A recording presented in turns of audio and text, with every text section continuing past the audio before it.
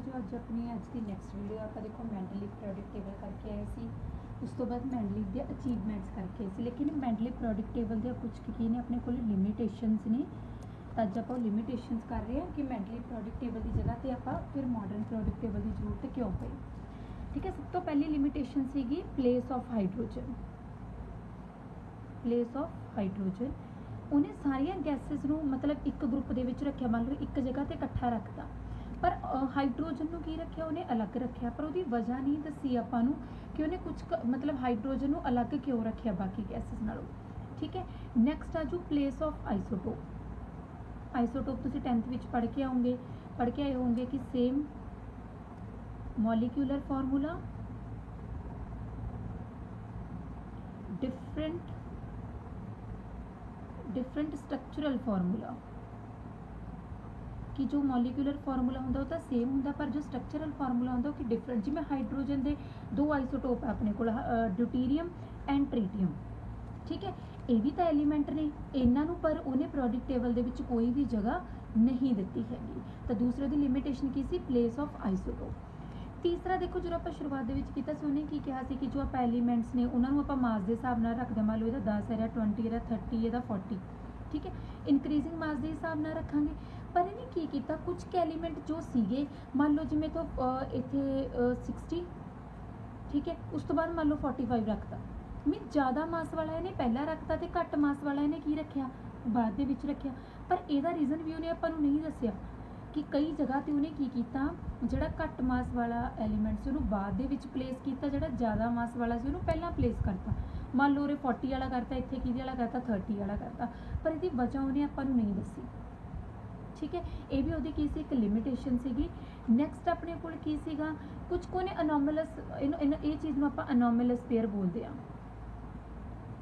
की बोलते हैं आपां अनोमलस पेयर। इन्हें आपां नूं वजह नहीं दसी हैगी। नैक्सट इन्हें नहीं आपां नूं दसिया कॉज ऑफ पीरियोडिसिटी। इन्हें क्या, इन्हें मतलब ग्रुप बनाए मान लो इदा इदा, इन्हें क्या कि ये जो भी ये होंगे मान लो ABC ने, इन्हों दी प्रॉपर्टीज आपस की करनगियां, मैच करनगियां। मैच क्यों करनगियां उसकी वजह इन्हें आपां नूं नहीं दसी हैगी। This is cause of periodicity. Periodicity हो जाता है कि why the properties मीनस repeat itself, कि अपने आप नूं रिपीट क्यों करदियां ने, वो भी वजह इन्हें आपां नूं नहीं दसी हैगी। ठीक है, तो ये की आ गया लिमिटेशन। सब तो पहली की सी प्लेस ऑफ हाइड्रोजन, दूसरी प्लेस ऑफ आइसोटोप, तीसरा अनोमलस पेयर, चौथा क्रॉस ऑफ पीरियोडिसिटी। ये वजह करके जो आप मॉडर्न प्रोडिक टेबल लेना पिया। हुण तां जिहड़ा तुसीं टेबल पढ़ोगे अपनी फस्ट पार्ट बुक के फस्ट पार्ट के देखियो, एवें एक टेबल बनया होगा, इनू मॉडर्न प्रोडिक टेबल बोलते हैं। S block, D block, P block, F block, इनू मॉडर्न प्रोडिक टेबल बोलिया जाता है। इहदे विच की हुंदा है arrangement of elements according to their atomic number. Atomic number के हिसाब नाल की कीता हुंदा है जो एलीमेंट्स ने उन्हां दा अरेंजमेंट कीता हुंदा है। ठीक है, अगर आप उपर तो नीचे नूं स्टडी करते हैं, मान लो इदां आ रहे हैं, इत्थे एलीमेंट्स पए ने, उपर तो लैके नीचे तक स्टडी करते हैं, उन्होंने आप बोलते हैं ग्रुप स्टडी। अगर आप इदा स्टडी करते हैं लैफ्ट टू राइट स्टडी करते हैं, इनू आप बोलते हैं पीरीयड स्टडी। अपने को जो टोटल ग्रुप होंगे ने 18 होंगे ने, तो टोटल पीरीयड्स होंगे ने वो किन्ने होंगे ने 7 टोटल पीरीयड्स होंगे। ठीक है, ये आप कुछ प्रॉपर्टीज़ पढ़ांगे, जिमें सब तो पहले आप पढ़ांगे आयोनाइजेशन एनर्जी। ये इंपॉर्टेंट ने बई, अगे सारे मतलब प्लस 2 के भी काम आने गया। आयोनाइजेशन एनर्जी, इलैक्ट्रॉन अफिनिटी, तो सब तो पहले पढ़ांगे atomic size, ionisation energy, electron affinity. उस तो बाद आप पढ़ांगे मैटेलिक करैक्टर, उस तो बाद आप पढ़ांगे इलैक्ट्रोनैगेटिविटी।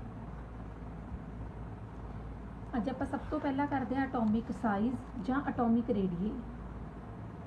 एटॉमिक रेडियई और एटॉमिक साइज भी एक ही चीज़ होती है। मान लो तुसीं जिवें 10th के भी करके आए हो, शैल होंगे ने, है ना।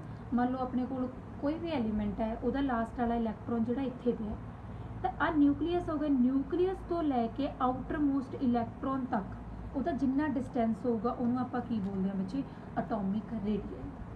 ठीक है, न्यूक्लीयस तो लैके जिहड़ा उहदा बाहर वाला ਨਿਊਕਲੀਅਸ ਤੋਂ ਲੈ ਕੇ ਜਿਹੜਾ ਉਹਦਾ ਬਾਹਰ ਵਾਲਾ ਐਟੋਮਿਕ ਸ਼ੈਲ ਹੈ ਉਹਦੇ ਤੱਕ ਕਿੰਨਾ ਡਿਸਟੈਂਸ ਹੈ, ਉਹ ਚੀਜ਼ ਨੂੰ ਆਪਾਂ ਕੀ ਬੋਲਦੇ ਹਾਂ, ਐਟੋਮਿਕ ਰੇਡੀਆਈ ਔਰ ਐਟੋਮਿਕ ਸਾਈਜ਼। ਲਿਖੋਗੇ ਕਿਵੇਂ ਤੁਸੀਂ ਇਹਨੂੰ, the distance between the nucleus and the outermost shell is known as atomic radii। ਠੀਕ ਹੈ, ਜਿਹੜਾ ਐਟੋਮਿਕ ਰੇਡੀਅਸ ਦਾ ਹੁਣ ਟ੍ਰੈਂਡ, ਜੋ ਐਟੋਮਿਕ ਰੇਡੀਆਈ ਹੈ ਪੀਰੀਅਡ ਦੇ ਵਿੱਚ ਕਿਵੇਂ ਘਟਦਾ, ਮਤਲਬ ਇਦਾਂ ਜਦੋਂ ਆਪਾਂ ਜਾਂਦੇ ਹਾਂ ਪੀਰੀਅਡ ਦੇ ਵਿੱਚ ਕਿਵੇਂ ਘਟਦਾ ਵੱਧਦਾ, ਔਰ ਗਰੁੱਪ ਮਤਲਬ ਜਦੋਂ ਆਪਾਂ ਉੱਪਰ ਤੋਂ ਲੈ ਕੇ ਨੀਚੇ ਤੱਕ ਆਉਂਦੇ ਹਾਂ ਉਦੋਂ ਕਿਵੇਂ ਵੈਰੀ ਕਰਦਾ। ਪੀਰੀਅਡ ਦੇ ਵਿੱਚ ਕੀ ਹੈ ਬੱਚੇ, ਤੁਸੀਂ ਕੀ ਲਿਖਣਾ ਹੈ ਕਿ ਜਿਵੇਂ ਆਪਾਂ ਪੀਰੀਅਡ ਦੇ ਵਿੱਚ ਐਵੇਂ ਸਟੱਡੀ ਕਰ ਰਹੇ ਹਾਂ, ਹੈ ਨਾ, ਤੁਸੀਂ ਕੀ ਲਿਖਣਾ ਹੈ ਕਿ atomic radii nuclear charge increase in period, so atomic radii decrease। मतलब ਕੀ ਇਹਦਾ ਸਮਝਦੇ ਹੋ, ਜਦੋਂ ਕਹਿੰਦੇ ਆਪਾਂ ਐਵੇਂ ਤੋਂ ਐਵੇਂ ਸਟੱਡੀ ਕਰਦੇ ਹਾਂ, ਜਿਹੜਾ ਨਿਊਕਲੀਅਰ ਚਾਰਜ ਉਹ ਵੱਧ ਗਿਆ, ਮੀਨਸ ਆਹ ਵਾਲਾ ਚਾਰਜ ਵੱਧ ਗਿਆ, ਪੋਜ਼ਿਟਿਵ ਚਾਰਜ ਵੱਧ ਗਿਆ, ਆਟੋਮੈਟਿਕਲੀ ਇਹਨਾਂ ਉੱਤੇ ਇਲੈਕਟ੍ਰੋਨਸ ਉੱਤੇ ਕਿਹੜਾ ਚਾਰਜ ਹੁੰਦਾ ਹੈ, ਨੈਗੇਟਿਵ। ਇਹ ਆਪਣੀ ਤਰਫ ਖਿੱਚੂਗਾ, ਇਹਨਾਂ ਨੂੰ ਆਪਣੀ ਤਰਫ ਖਿੱਚਿਆ ਤਾਂ ਆਹ ਚੀਜ਼ ਅੰਦਰ ਨੂੰ ਆਉਣ ਲੱਗੀ, ਔਰ ਆਹ ਡਿਸਟੈਂਸ ਕੀ ਹੋ ਗਿਆ ਤੁਹਾਡੇ ਕੋਲੇ, ਘਟ ਗਿਆ। ਠੀਕ ਹੈ ਨਾ, ਤਾਂ ਤੁਸੀਂ ਕੀ ਲਿਖਣਾ ਹੈ ਕਿ ਨਿਊਕਲੀਅਰ ਚਾਰਜ ਇਨਕਰੀਜ਼ ਕਰ ਜਾਂਦਾ ਪੀਰੀਅਡ ਦੇ ਵਿੱਚ, ਸੋ ਐਟੋਮਿਕ ਰੇਡੀਆਈ ਕੀ ਹੋ ਜਾਂਦਾ ਹੈ, ਡਿਕਰੀਜ਼ ਹੋ ਜਾਂਦਾ। ਗਰੁੱਪ ਦੇ ਵਿੱਚ ਕੀ ਲਿਖਣਾ, ਮੰਨ ਲਓ ਇੱਥੇ ਪਹਿਲਾ ਐਲੀਮੈਂਟ ਪਿਆ, ਦੂਜੇ ਦਾ number of shell increase, group ਦੇ ਵਿੱਚ ਨੰਬਰ ਆਫ ਸ਼ੈਲ ਕੀ ਹੁੰਦੇ ਆ, ਇਨਕਰੀਜ਼, ਸੋ ਐਟੋਮਿਕ ਰੇਡੀਆਈ ਵੀ ਕੀ ਹੁੰਦਾ ਬੱਚੇ, ਇਨਕਰੀਜ਼ ਹੁੰਦਾ। ਠੀਕ ਹੈ, ਗਰੁੱਪ ਦੇ ਵਿੱਚ ਜੇ ਤੁਹਾਨੂੰ ਲਿਖਣਾ ਹੈ ਤਾਂ ਤੁਸੀਂ ਕੀ ਲਿਖੋਗੇ, number of shell increase, so atomic radii also increases. ਠੀਕ ਹੈ, ਇਹ ਆਪਣਾ ਟ੍ਰੈਂਡ ਸੀਗਾ ਕਿਹਦਾ, ਐਟੋਮਿਕ ਰੇਡੀਆਈ ਦਾ। ਬਾਕੀ ਜਿਹੜੇ ਤਾਂ ਪ੍ਰੋਪਰਟੀਜ਼ ਨੇ ਉਹ ਆਪਾਂ ਹਰ ਰੋਜ਼ ਮਤਲਬ ਕਰਿਆ ਕਰਾਂਗੇ ਉਹਨਾਂ ਨੂੰ। ਠੀਕ ਹੈ।